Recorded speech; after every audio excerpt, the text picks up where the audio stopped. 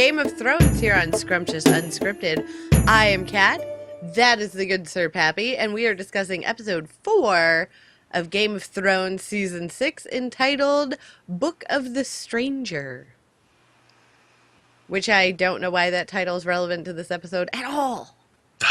Really? Really? I didn't. Really? Yes, really. Really? Really, Pappy. Mr. When Bookman, please when explain to no, me. that was from the episode. The sparrow was talking to or at the young queen, and when he started talking about walking through the graveyard or walking through something, and she responded with walking through the graveyard, Book of the Stranger, verse blah blah blah blah blah.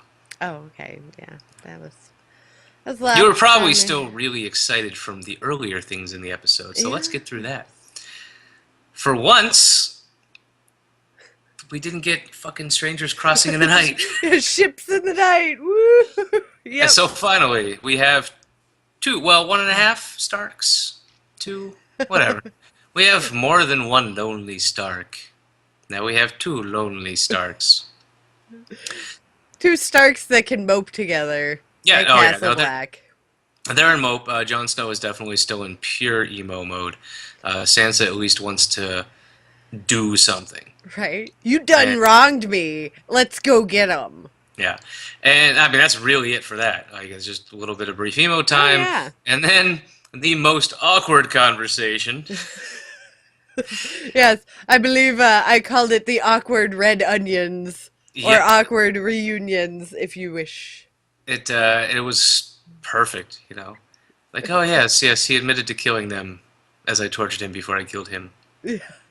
Hi! Hey. Yeah. Hi, nice to meet you. I'm Brienne. And can I point out that when they were writing in, I noticed our wonderful friend Redbeard, Sir Horny. Giving her the like. And then later on, you know, and again, just to cover that topic later on when they're eating at the dinner table, he's just, that was great. And even having Dolores had noticed, just be like, hey, whatever. I'm not touching that. Yeah. Whatever. No, he totally had the thought bubble comic book style of I'd tap that going on about here. And I'm glad for a little bit of comedy because this is a pretty heavy episode.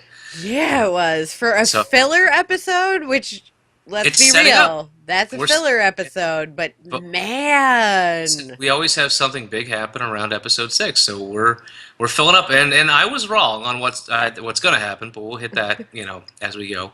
So we finally... Points for me! Yeah, points for you. Points for me. Lord Peter Baelish. Asshole, conniver, phenomenal at his job. Young Robin. Yeah. Can we throw him through the moon door, Daddy? Yeah. Can we murder him Please, for no Daddy, reason? let us throw him through the moon door. You got me a bird. You can do whatever you want. Yeah, so the kid's an idiot and he's a genius. Moving on. Yeah. But yeah, we're prepping for him. He's gonna start, you know. This is always him standing back, and he smells the weakest, which is the Boltons right now. Oh yeah, he's smelling the blood in the water, and so just to rehash, you know, like previously on Game of Thrones. So what we're setting up here is you have the Wildling army, which is small. 2,000, yeah, I mean, you know, relative, right? But the Knights of the Vale is the largest group of knights in the entirety of Westeros. Yeah, and they're all, like, all map arrows are leading to Winterfell right now up there. Yep. And you've still got the Greyjoys, who... I'm not sure, yeah. Wild card in all of this? Yeah. I mean, let's play this NFL style. They're going for the wild card championship there. Yeah, but they got a lot of stuff going on. They still got to do the King's move, which is probably going to take the rest of the season, to be honest. I don't know. I feel like the way we're moving with stuff, here's where I'm going to go prediction style, right? The next 2 episodes that we see them in, right? Like, not necessarily episode 5, episode 6, but the next 2 we see them in, resolved. Done. Well, we still haven't even seen the other uncle yet.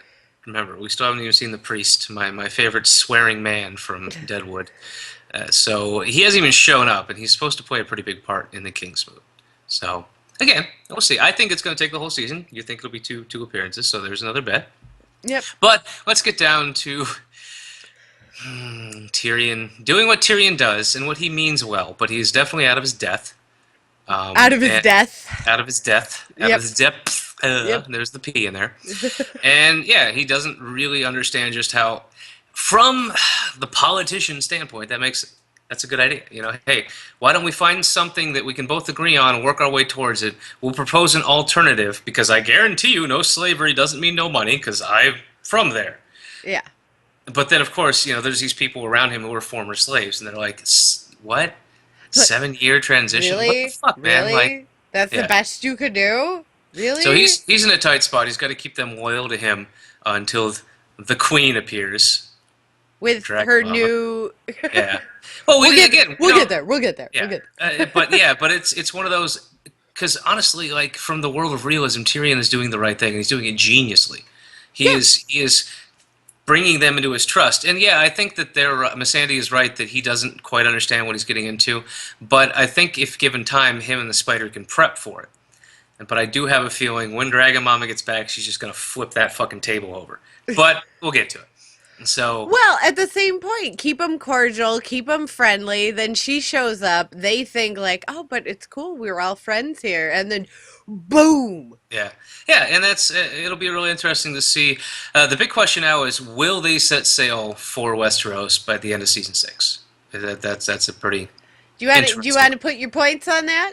I don't think they will. I think that'll be rushed, especially with HBO talking about wanting to go 8 or more seasons with it. Because obviously, once she gets to Westeros, that's kind of the end of the Hell's season. breaking loose. Yeah. So anyhow, squish, squish, squish, squish.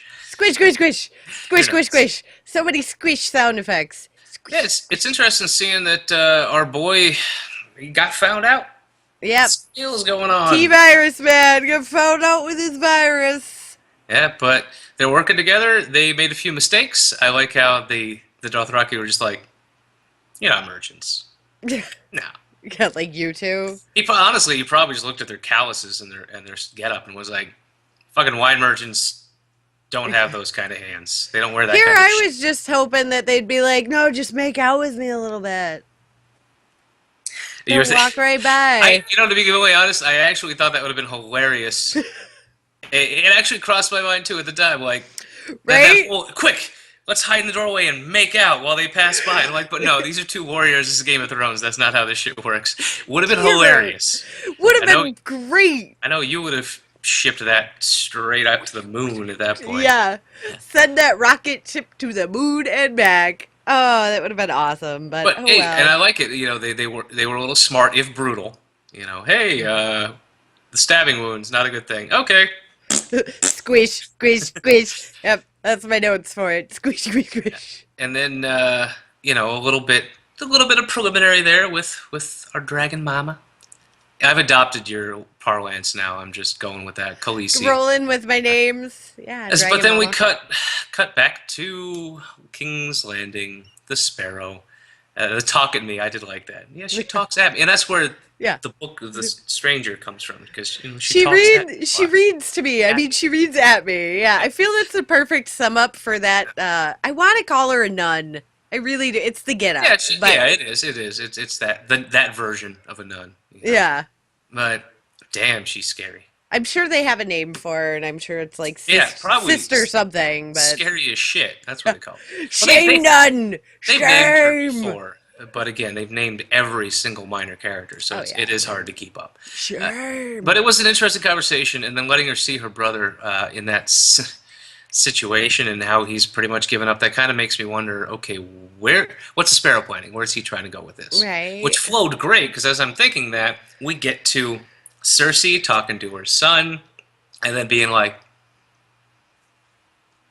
I'm going to go talk to the small council. Just, I'll be right back. No, Yeah. no, you can totally trust what you told me. Just put a pin in that. And again, I do want to note Pycelle being used purely for humor now. Like, just him Yeah. walking out of the room for like 30 solid seconds. Yep. And the chains jingling the whole time. But yeah, he's getting cocky again. And you think Pycelle would have figured that out by now. To never get cocky Shut around up. Yeah. It's like every other season. He's like, aha, I got this shit under control. And then she puts him in his place. And Yeah. he's kind of an idiot. Okay. He's an adorable idiot. Yeah. But Cersei and Jamie have a great plan, and they get to talk to everyone's favorite grandmother. My favorite grandma. And this is where I think that the mid-season battle, I was wrong, isn't going to be Dorne. It's now all of a sudden going to be Highgarden storming the Sparrow's Keep. I I think this is gonna backfire so Oh hardcore. yeah, but I'm just saying, like when we get to episode six, the Can I mid-season just throw battle. that out there? I Oh, feel like any information he gave Tomlin, like it's going to be wrong. it's gonna be wrong. It's gonna be false information. Like this. Because if for him, it's like, oh, I was testing you, sir, and now I know you can't be trusted, and the king should always be trusted. Yeah. There's a good chance that, yeah, all of this petty intrigue against the church is going to backfire, and we might see King's Landing destroy itself this season. You Just know, implode. yeah, or at least there be a few less Lannisters. I mean, really, at this point, yeah, Jaime's a nice guy, but Tyrion's really the only one that I want to see make it to the end of this whole situation.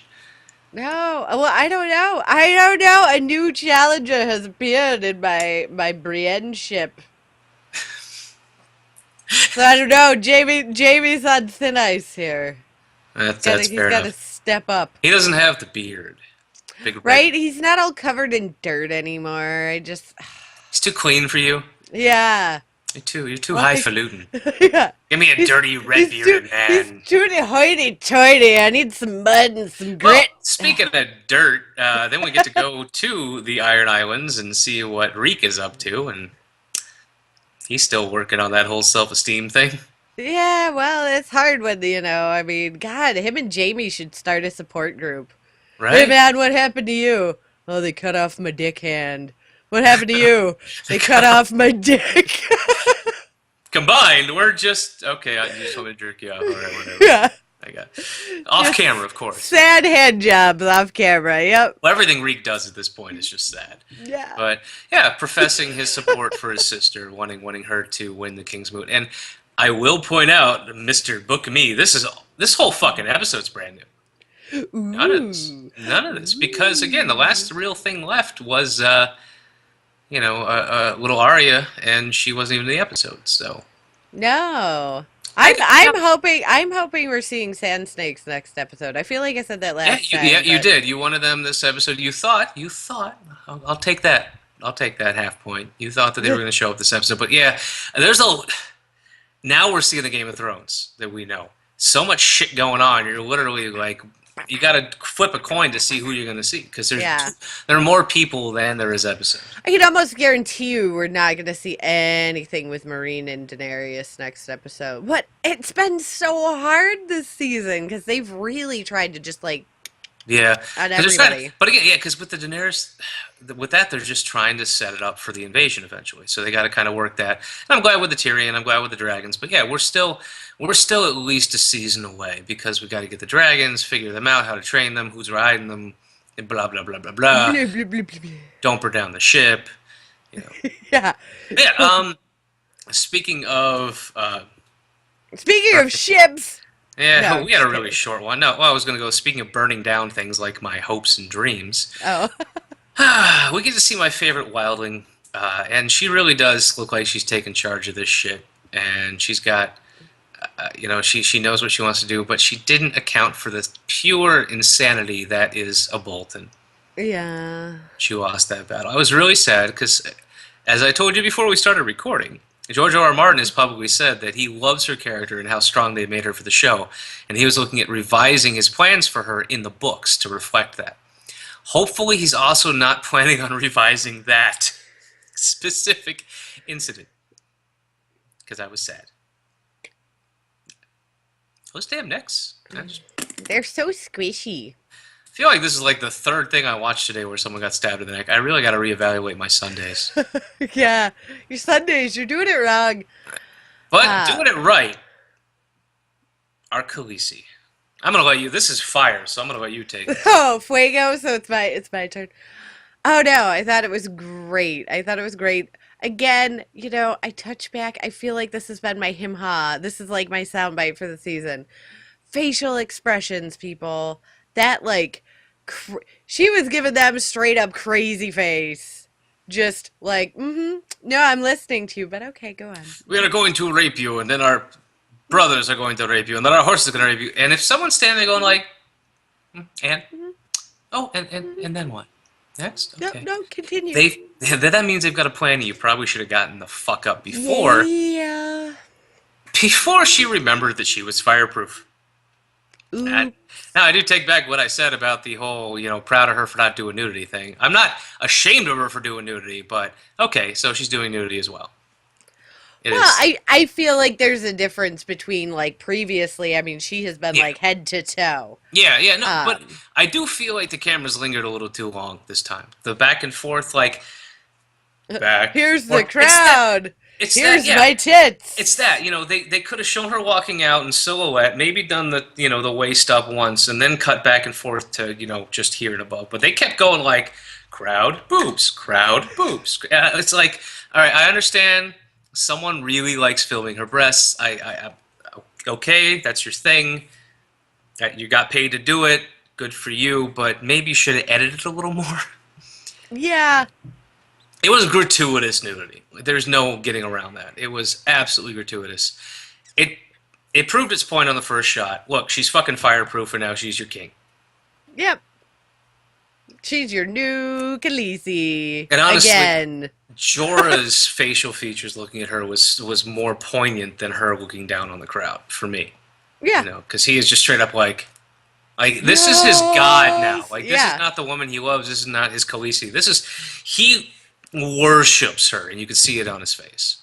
Which, great acting, by the way. I think the more telling one for me was Dario. Because I don't think, Dario's never seen any of her, juju, right? Yeah. So to witness it firsthand, like, you could see that man having just, like, a moment of crisis where it was just like, wait, what? Yeah, I think he peed a little. Just. I've been diddling that? Like, whoa. Or it being Dario, he might just be like, man, I'm bringing in the candle wax hardcore now. All right, so dirty sex jokes. On that note. Yeah, it was a great episode. I got nothing else to say. It was fantastic. I got a point. You got a point. Sounds good. We've made our bets for next episode. What do you guys think? There's a Deadpool, and I actually read it this week, the odds, and nobody won according to that. Like, I think if anyone bet on our one lovely wildling passing too soon from this earth, I think it was like 101 odds or something ridiculous.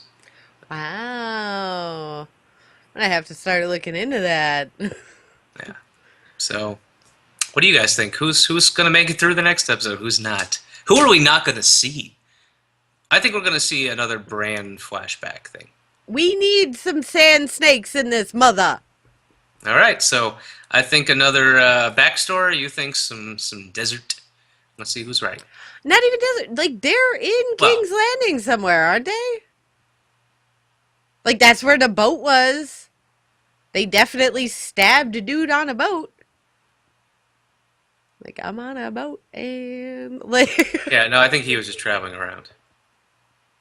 Because I don't know, because he was painting the stones for. Yeah. Well, anyhow. Marcella. So I think you're pretty confused. I'm totally confused. Good night, everybody. We'll see you next week.